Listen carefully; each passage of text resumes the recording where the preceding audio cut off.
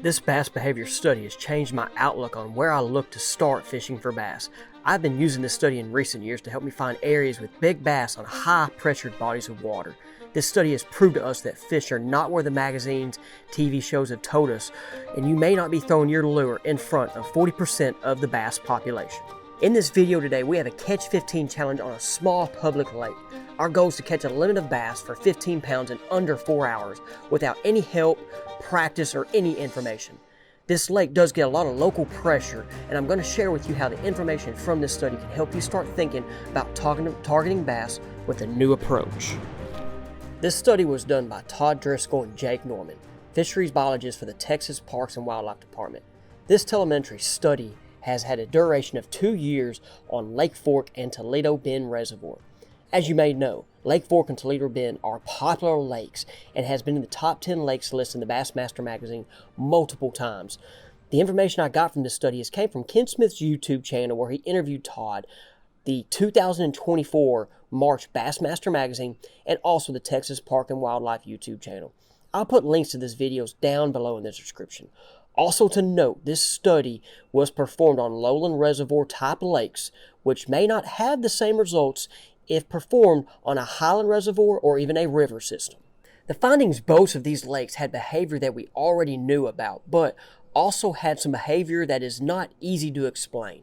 If you look at both data from the lakes, 60% of the bass were on structure that is common to fish, but 40% of the bass were not on a common structure. Let's go more in depth on this. For Lake Fork, the bass were 8% related to creeks, 4% related to drains, 36% related to drops, 10% related to points, 5% related to the shoreline, and then 37% related to flats. Toledo Bend had 16% related to creeks, 4% related to drains, 13% related to drops, 10% on points, 46% related to flats, and then 11% related to shoreline. Both these lakes have a high concentration of fish relating to flats, big areas considered as no man's lands.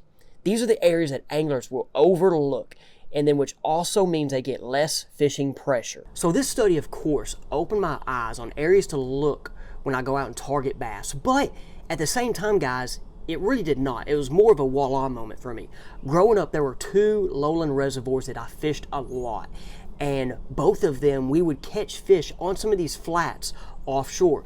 One of them was with a good mentor of mine, former coach, or I still call him coach, but Coach Callie, my high school football coach. He started taking me on a small lake, and I caught big fish beating the bank there. Big fish, but I never caught the numbers that he did. And how he fished, the first time I fished with him, after I played football my senior year, I finally got to fish with him. And he went out on these flats on this lake where the creek channels were, and these flats had stumps, had brush, and guys, we would just go out and search on these flats, fan cast till we found them, and he caught good quality, but he caught more in numbers. And I was just like, why are they out here?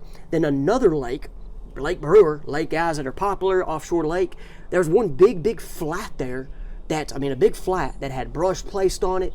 We would go out there and just catch fish almost in certain times of the year, but you can go out there and catch fish year round. So the study opened my eyes, but then again, I was thinking back from where I fished before, it makes perfect sense. So guys, in this Catch 15 challenge today, on this small lake, there's not any maps. But I've grown up fishing lakes without maps, actually. I remember growing up fishing Lake Ouachita on my boat that I had, did not have contour maps. Now I had the paper maps, I had the Navionics, but I've been on other small lowland reservoirs as well where there are not maps. So I was not nervous or scared about this. What we did then is use your time to graph and try to get areas, and try to, as you're looking at the lake, trying to see visually what's going underwater, trying to find that main creek channel if there is one, trying to see the areas, and then of course looking for forage, as this lake we're on today was pretty healthy in my opinion. Now, one thing about small lakes, and even this lake here that we're at today, or it could be a bigger lake, it depends on your body of water. This lake had lily pads, grass, bushes, all as a shoreline cover.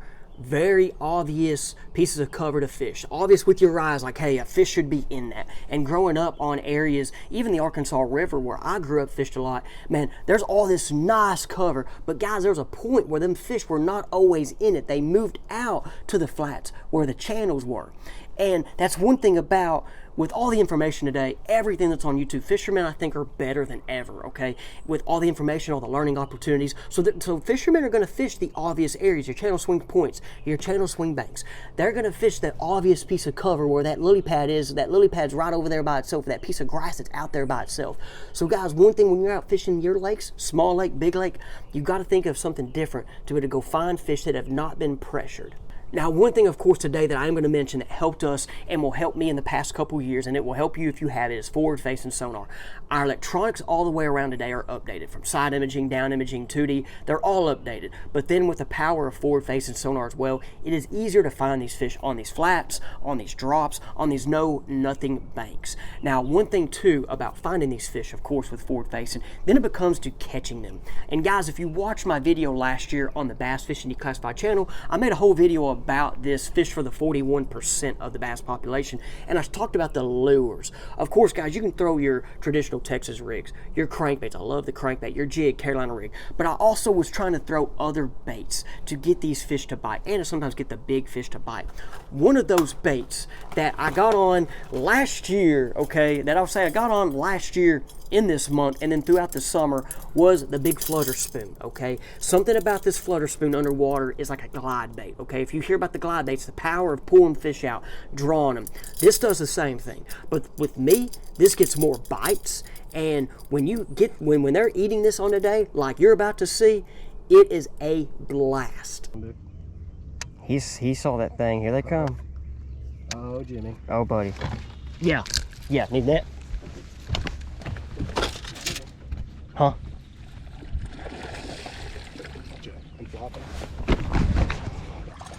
Oh! Welcome, guys, to this catch 15. Look at that first fish. My man. If he's getting in this boat, no jig head minnow. No jig head minnow. Dixie in the house. All right, guys, we just weighed that first fish. 5.3 is what it weighed. I was not videoing at the time, I'm sorry, so if y'all don't believe me, but it was a 5.3. Okay, first fish of the day. What we got here, guys, is I don't know if all my cameras are going, but what we got here, guys, is we're on a lake, no contour maps, and we just right off the bank, we just started graphing, and there's this little 10-foot high spot up here, and of course we saw some bait and then dropped, and we thrown a couple things, and just they've not gotten to eat. And my man Briar here, boom, Dixie in the house. Is that your biggest fish with Dixie? So far it is. That's Briar's biggest fish with Dixie. Biggest fish with Dixie. So we'll see if we get a couple more, but our goal today is 15 pounds, guys. 15 pounds.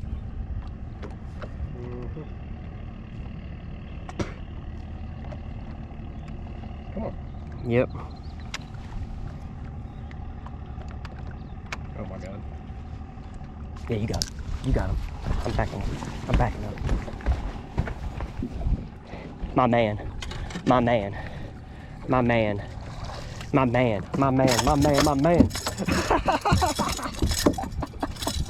It's your day. Number 2, my man Briar getting the spoon bite today. Dixie in the house. Let's weigh this dude. Fish number 2, guys, my man Briar. This is your best day with old Dixie so far, isn't it? Size wise, for sure. 4.6, 4.7. We're gonna go 4.7. We gotta have 2 for 9.10. We'll get a little picture for my man Briar. Hopefully y'all saw that right there. I'll get a little picture for my man Briar. My turn. That's fine. Buy them all, dude. Or you probably draw the rod.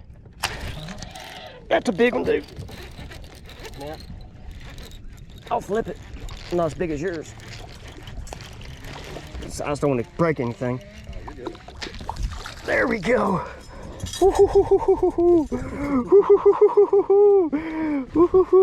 Dixie in the house. It's got on this one. All right, guys, I just caught this fish in that. Here we go. I didn't have my chest footage on. What we got? Number 3. It's a spoon day, guys. It is a spoon day. 3-1. What we got? 3 for what? 3 for 12.11. All right, we're 3 for 12.11. We're gonna hit that 15, guys. We're gonna hit it. He's up there real high. I'll put it the bag.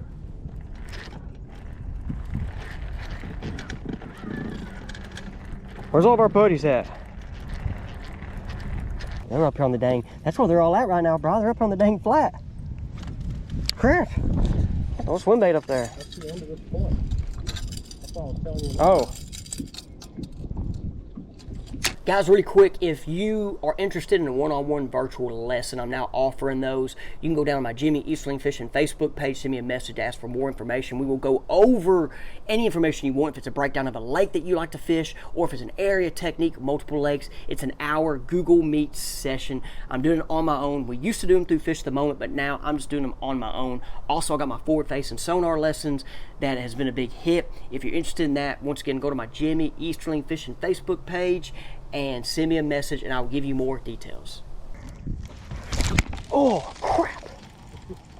I mean, it wasn't, he didn't get the whole thing. Oh, look at this guy. Yeah.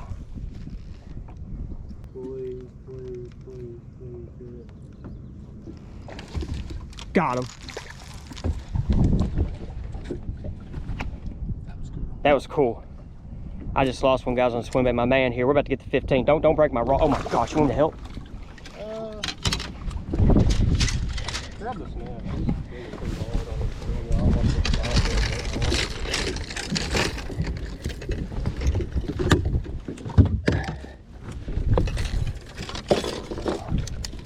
How did I get this thing?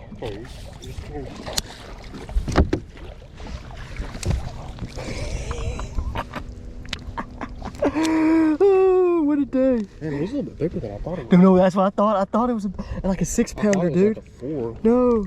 How big? It's about 5.5.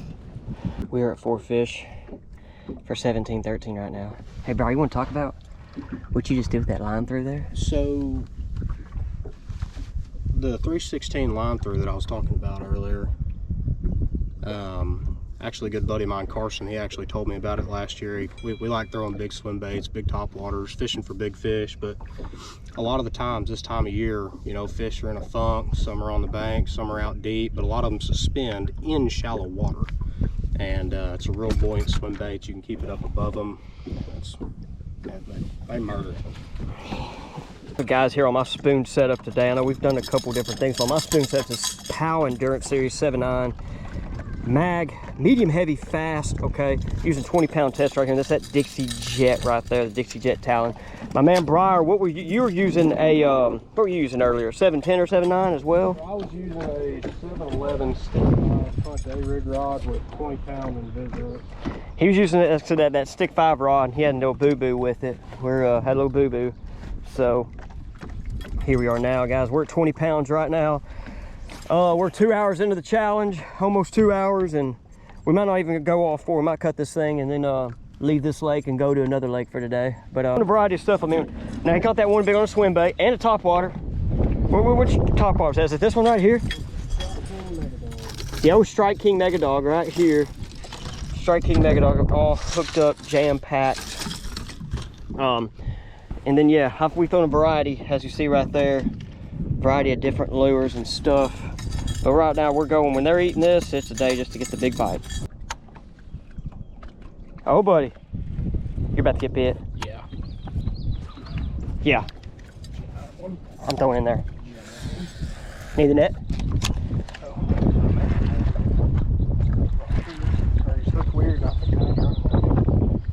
Okay, yeah. Where's the net?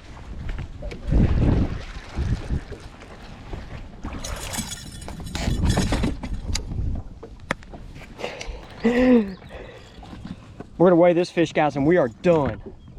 Done right there. Dang. Guys, this dude rated 5'4", a little skinnier. We're at 23 pounds, letting this dude go. We're calling it a day. A day. We're about to head to another lake. Headed to a good day. We're out of here. Appreciate you guys.